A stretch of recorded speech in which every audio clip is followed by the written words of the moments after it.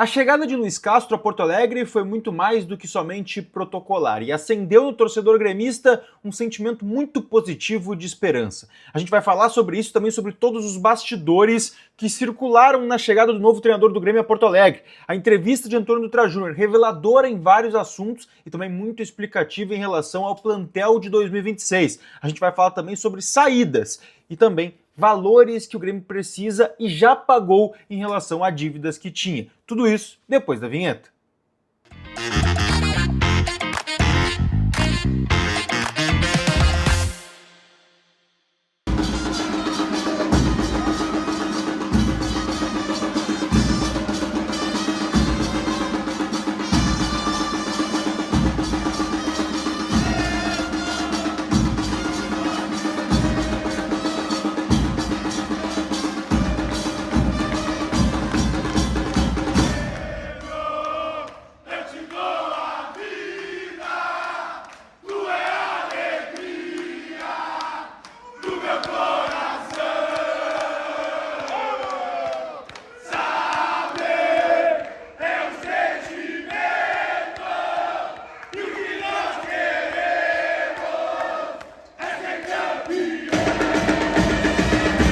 Fala, gurizada, tudo bem? Eduardo Picão com vocês mais uma vez aqui no canal e antes de qualquer coisa, deixa teu like, te inscreve, ativa as notificações e hype esse vídeo aqui embaixo também, que é sempre importantíssimo pra gente, tá? Gente, Luiz Castro chegou hoje em Porto Alegre por volta da 1 da manhã e com surpresas e sentimentos muito positivos, tá? A chegada dele foi marcada por uma presença grande de torcedores, cerca de 60 torcedores de torcidas organizadas e também torcedores comuns estavam no aeroporto Senador Salgado Filho em Porto Alegre para recepcionar o novo técnico do Grêmio. Tinha muitos profissionais da imprensa, mas eu destaco aqui a presença dos dirigentes do Grêmio e também do staff do Tricolor, tá? Por que eu destaco isso? Porque é bem diferente em relação ao que vinha sendo praticado na gestão Alberto Guerra. A gente viu chegada de vários jogadores, de técnico, enfim, e eu nunca tinha visto algo dessa forma, tá? Estavam lá, por exemplo, o Baidec, ídolo do clube, o Gaúcho da Geral, que é do Conselho de Administração, o Antônio Dutra Júnior, vice de futebol, estavam lá os assessores do Grêmio, pessoal da logística, estava uma equipe muito bem montada e também o pessoal das mídias para relatar, para fazer vídeos, para fazer toda a cobertura da chegada do Luiz Castro a Porto Alegre. E foi marcada por um sentimento muito especial, tá?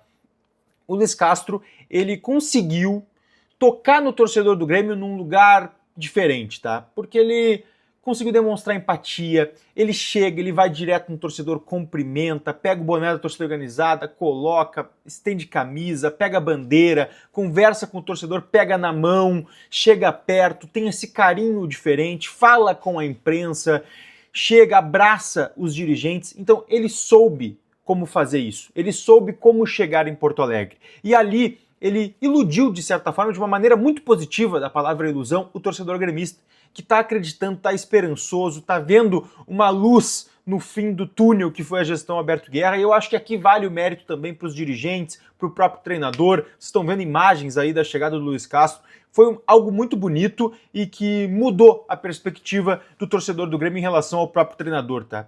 Quem tinha alguma dúvida em relação a ele estar querendo ou não, acho que mudou de ideia no dia de hoje. Mas não é só sobre isso que a gente vai falar, até porque o Luiz Castro chegou, conversou, deu as primeiras palavras dele como novo treinador do Grêmio, disse que está muito honrado de estar num clube de 3 Libertadores, campeão brasileiro, Copa do Brasil, um clube com muita história, um clube gigante do futebol brasileiro, mas quem deu entrevista também foi Antônio Dutra Júnior, tá? Vice de futebol do Grêmio, falou por longos minutos com a imprensa e de lá a gente conseguiu muitas informações, tá? Informações importantes de como deve ser o dia a dia de Luiz Castro a partir desse domingo e segunda-feira, um pouco mais de 48 horas que ele deve ficar em Porto Alegre, tá?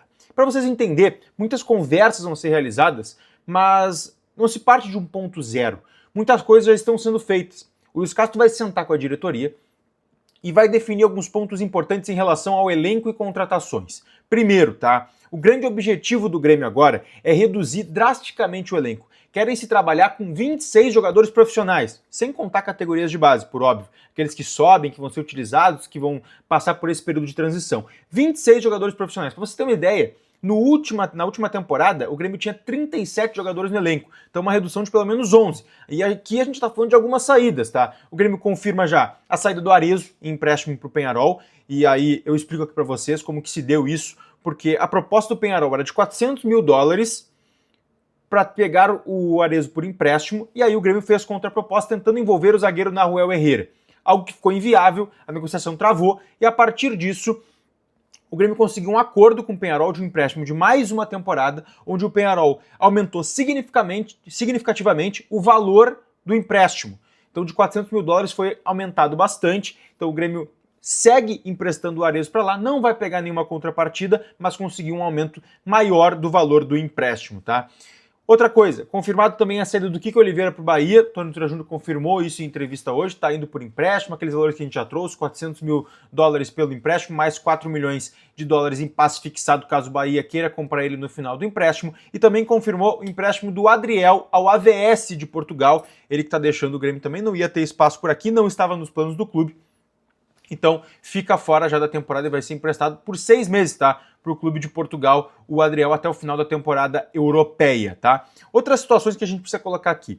A partir da chegada do Luiz Castro, agora o Grêmio começa a trabalhar nas contratações. E serão poucas, tá? Afirmativa também que o Antônio Vitor Júnior deu em entrevista. O Grêmio não deve fazer muitas contratações. Contratações pontuais que serão consideradas de bom tamanho para o elenco, de nível de titularidade, e por isso são negócios considerados difíceis, que não devem sair de forma tão rápida. O Grêmio tem negociações em andamento, mas tudo isso vai ser colocado na mesa de reunião com o Luiz Castro, e se o treinador vetar, o Grêmio encerra qualquer tipo de negociação. Se for indicado que o Grêmio deve avançar no nome que está na pauta, vai ser avançado, e tudo isso vai ser conversado então nesse período que o Luiz Castro vai estar por aqui, porque vai servir muito essas conversas para que o Grêmio entenda como vai ser o plantel a partir da próxima temporada. Muitas saídas, poucas chegadas, mas agregando qualidade. A folha salarial não deve baixar tanto, mas se imagina que com a manutenção do valor da folha, o Grêmio consiga agregar qualidade. E falando em qualidade, o Antônio Vitor Júnior não negou e não descartou o nome do Savarino.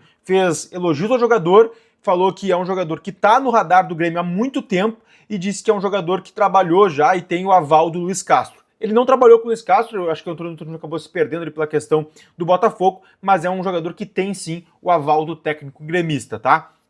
E por último, gente, a gente precisa falar aqui sobre 3 situações de uma dívida, situações financeiras que o Grêmio tinha que resolver e já está resolvendo.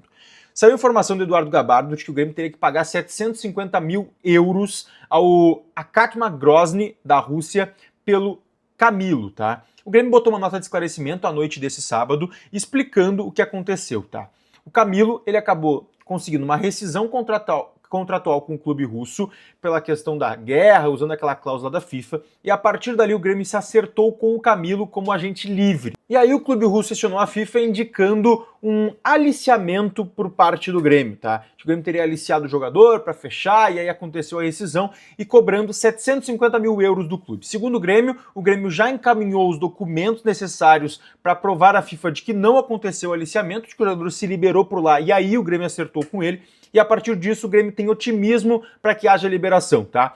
O Antônio Vitor Júnior confirmou também hoje, pra gente nos bastidores, de que se chegar a cobrança, aí sim o Grêmio vai pagar e vai arcar com esse valor que dá um pouco mais de 3 milhões de reais pela questão do Camilo, tá? Outras 2 situações. O Grêmio quitou tudo que tinha com o seu elenco, ou seja, direitos de imagem, salários atrasados, luvas, tudo aquilo que estava atrasado, o Grêmio quitou agora, nesse final de semana, e já começa a partir da próxima temporada com tudo em dia com os atletas, algo muito importante e que o Grêmio queria fazer antes do final da temporada. E na próxima segunda-feira, o Grêmio deve resolver a situação do transfer ban que tomou na FIFA para não poder registrar novos reforços. Isso deve ser resolvido na próxima segunda-feira, dia 22, e aí o Grêmio não tem mais nenhum problema em questão imediata de situação financeira. Claro, ainda tem dívidas com fornecedores, com outros clubes que o Grêmio tem que resolver, mas de questões imediatas que o Grêmio queria resolver antes da virada do ano, aí sim estaria quase tudo acertado já, principalmente dessa parte financeira, tá bem? A gente vai seguir atualizando o Grêmio para vocês, trazendo mais detalhes dessas informações que a gente trouxe de saídas, de chegadas e principalmente dessa redução do elenco gremista que deve ser colocada a partir das reuniões de Luiz Castro, que começam nesse domingo, vão até segunda-feira na sua apresentação, aí ele volta para Portugal para curtir suas férias e aí retorna só no dia 2 na reapresentação do elenco, tá bem? A gente segue fazendo tudo isso aqui, eu quero que tu deixe teu like, mas também deixe o teu comentário. O que tu sentiu nessa chegada do novo técnico do Grêmio? Deixa aí pra mim. Beijo!